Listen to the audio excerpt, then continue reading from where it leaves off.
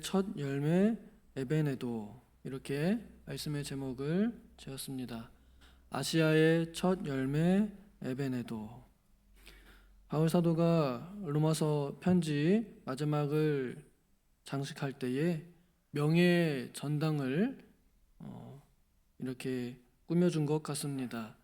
그동안 바울 사도가 사역하면서 기억에 남는 사람들, 특히 로마에서 믿음을 지키면서 여전히 그리스도께 충성하는 사람들의 이름을 나열하고 있습니다. 오늘은 이제 그 세 번째 에베네도에 대해서 함께 보고자 합니다. 에베네도의 이름은 여기 한 번 기록이 되어 있습니다. 그런데 이 사람에 대한 표현이 몇 가지 있습니다. 일단은 브리스가와 아굴라 교회 안에 있는 사람이고요. 그리고 바울 사도가 개인적으로 사랑하는, 이렇게 표현하는 사람이고, 그 다음에는 아시아에서 맺은 첫 열매라고 이렇게 세 가지로 표현이 되어 있습니다. 그래서 이제 이 사람이 어떤 사람인가를 조금 추측을 해보면, 확실한 건 아닙니다만 추측을 해보면 바울 사도가 아시아, 지금으로 말하면 이제 터키이고요. 이때 당시로 말하면 에베소 정도를 이렇게 추측을 해볼 수 있겠습니다. 에베소 정도 이렇게 추측을 해볼 때 바울 사도가 원래는 그 가려던 길이 막혀가지고 위로 올라갔다가 다시 이제 내려가서 아시아로 진입을 하게 되는 이 선교의 여정이 있습니다. 아마 그때에 만난 사람일 것 같고, 그것을 추측해 보면은 사도행전 18장이나 19장 그 정도 됩니다. 그럼 거기에 바울 사도가 도착을 했을 때에 성령을 모르던 사람들에게 성령을 가르쳐 주고 그들에게 안수를 하는 그런 기록이 나와 있고, 그때 12명 정도가 개종을 한 걸로 이렇게 기록이 되어 있습니다. 근데 첫 열매라는 표현을 보니까 제가 생각하기에는 그 12명 안에 들었던 것 같고요. 사랑하는 이라고 특별하게 에베네도의 이름에다가 형용사를 붙여서 표현한 것 보니까 바울 사도 마음에 쏙 들었던 것 같아요. 쏙 들었다는 말은 그 중에서 최고로 열심히 했다, 최고로 적극적으로 도왔고 또 예수님을 잘 믿었다, 그런 의미도 있을 것 같습니다. 그래서 제 생각에는 아마 그때 당시에 가장 먼저 그리고 적극적으로 그리스도를 받아들이고 성령의 역사가 나타났던 첫 열매로 이 에베네도를 추측해 볼 수 있을 것 같습니다. 브리스가와 아굴라가 다니는 곳이 어디든 교회였습니다. 그래서 에베네도가 거기서 이제 만났다 그러면 어쩌면 그 브리스가 아굴라랑 같이 그 교회 안에, 그 가정 안에 있었던 사람일 것 같고, 그리고 하는 일도 그 천막 만드는 일을 같이 하는 이 직원 중에 하나이지 않을까 싶기도 하고, 혹은 동역자이지 않을까 싶기도 합니다. 굉장히 가까운 이 바울 사도가 생활하고 있는 그 생활권에 가까이 있었던 사람이었던 것 같습니다. 그래서 시간이 많이 지나고 몸이 떨어져 있지만 여전히 마음으로는 함께하는 그만한 이 존재감으로 바울 사도에게 남아 있는 사람이었던 것 같습니다. 여러분들은 생각만 해도 기분이 좋은 사람이 있으신가요? 이젠 세월 다 지나가지고 없으신가요? 아니면은 생각만 해도 화가 나는 사람, 이러면 또 생각나는 사람들이 좀 있으신가요? 바울 사도에게 에베네도는 생각만 해도 기분이 좋은 사람, 이렇게 여겨질 것 같습니다. 이 로마서 16장 마지막에 여러 사람들의 이름을 거론하면서 이 브리스가와 아굴라 다음으로 이어서 붙였잖아요. 바울 사도에게 있어서 브리스가와 아굴라, 이 두 사람은 정말 평생에 잊지 못할 신앙적인 은인입니다. 근데 그 사람들을 언급하면서 기도하면서 생각난 사람이 에베네도예요. 에베네도, 아시아의 첫 열매, 이렇게 딱 생각이 난 겁니다. 열심뿐만 아니라 그가 가지고 있는 의미도 바울 사도에게는 굉장히 뿌듯한 그러한 의미를 가진 사람입니다.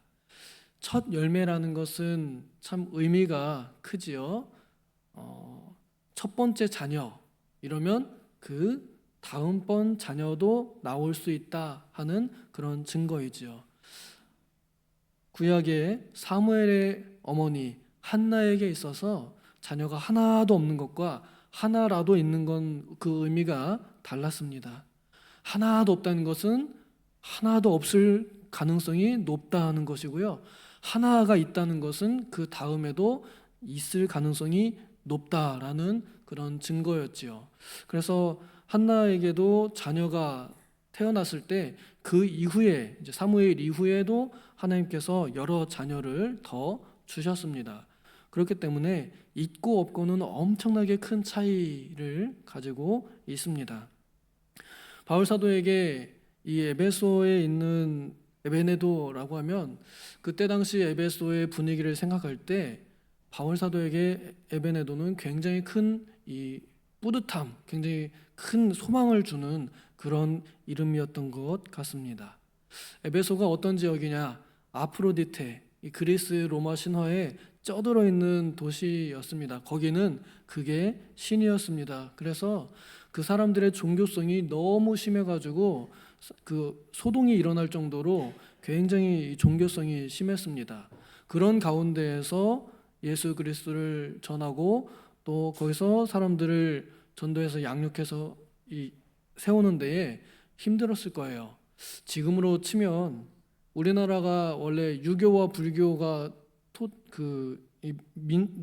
토속 신앙까지 해가지고 토테미즘까지 해가지고 엄청난 또 정교성이 있는 나라였잖아요. 거기에 와가지고 수많은 선교사들이 순교를 했던 것 생각해 보고, 그리고 지금도 이슬람권에서 예수의 이름을 전한다? 그건 정말 총 맞을 일입니다. 그런 분위기 정도인데 바울 사도 거기서 전도할 때에 열매가 하나도 없었다 그러면 실망했겠어요? 기뻤겠어요? 당연히 실망했겠죠. 우리 사역자들이 가장 실망할 때가 언제냐면 수고는 수고대로 다 했는데요. 부은 건 다 쏟아 부은 것 같은데 열매가 보이지 않을 때, 큰 열매가 없을 때 그때 가장 크게 실망합니다. 내가 참 헛수고를 했구나 이렇게 실망할 법한데 바울 사도에게 이 첫 열매가 눈앞에 딱 보이는 거예요. 에베네도 아시아의 첫 열매, 내 수고가 결코 헛되지 않았음을 내가 알게 해주는 존재이지요.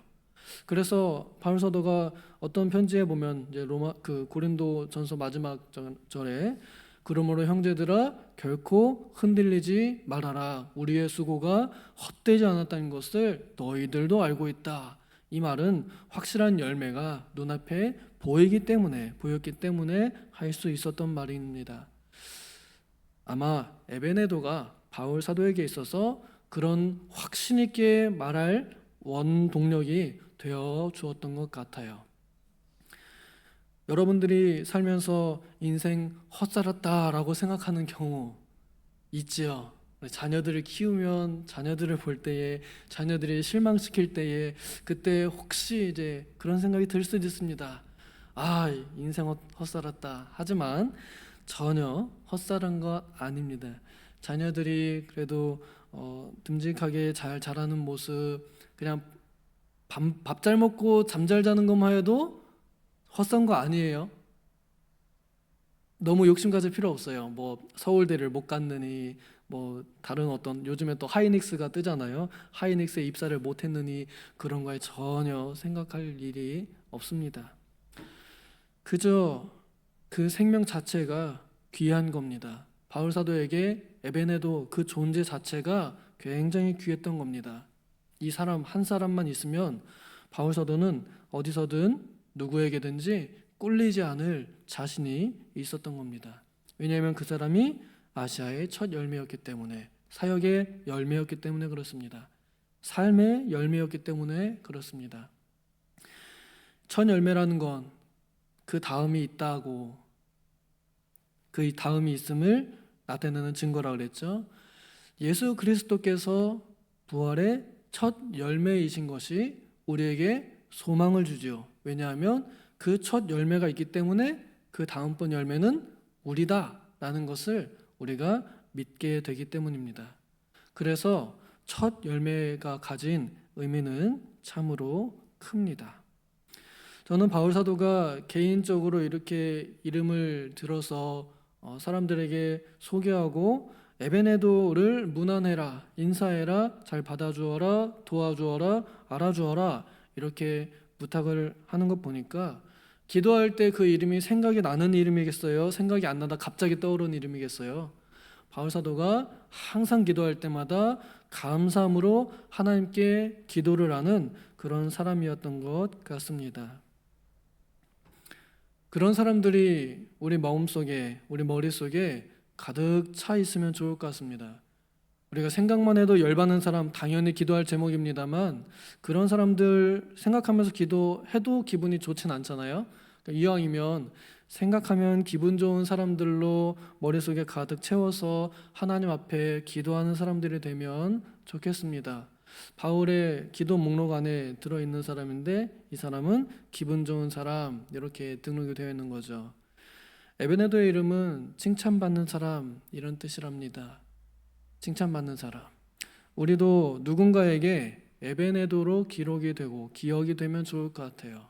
생각만 해도 기분 좋은 사람, 사랑스러운 사람, 그래서 기도하기 좋은 사람, 그런 사람들이 되면 좋겠습니다.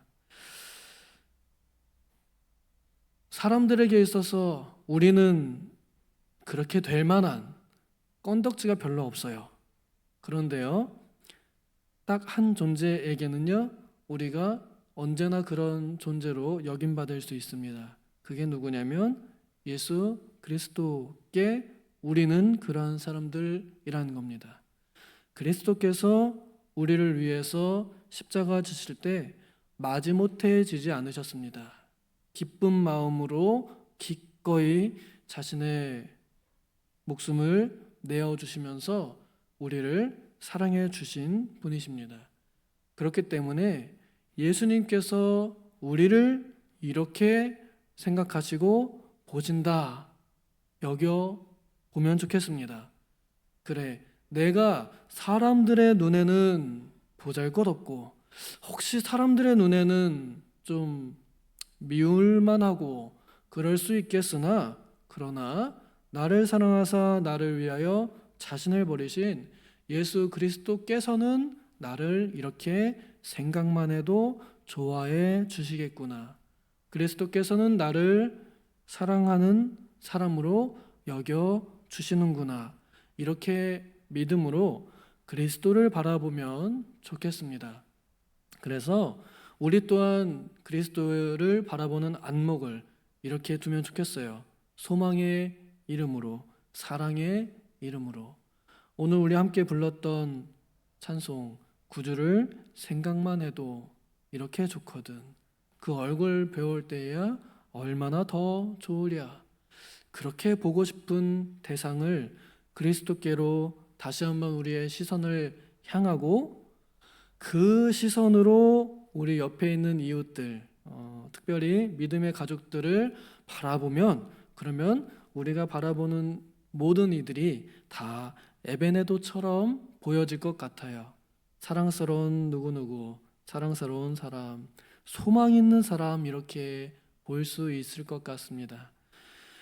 부디 바라건대 우리 모두의 영적인 안목이 열려서 바울 사도가 에베네도의 연약한 부분들도 다 알겠지만 한마디로 아시아의 첫 열매 사랑하는 에베네도 이렇게 이름을 붙이며 모든 사람 앞에서 그 사람을 좋은 사람으로 인식하게 하였던 것처럼 우리도 우리의 사랑하는 성도들, 특별히 믿음의 사람들을 이렇게 바라봐 주면 좋겠습니다. 기도하겠습니다.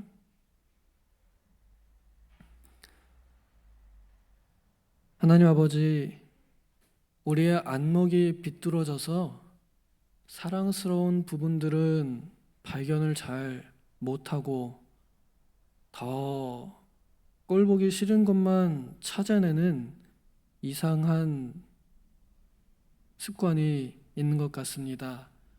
그리스도께서는 우리를 사랑하셔서 죽으시고 여전히 사랑의 눈길로 우리를 보시는데 우리는 그 따사로움을 받으면서도 쉽게 다른 사람들에 대해서는 따뜻하게 바라보지 못하고 사랑스럽게 여기지 못하고 소망을 두고 보지를 못합니다.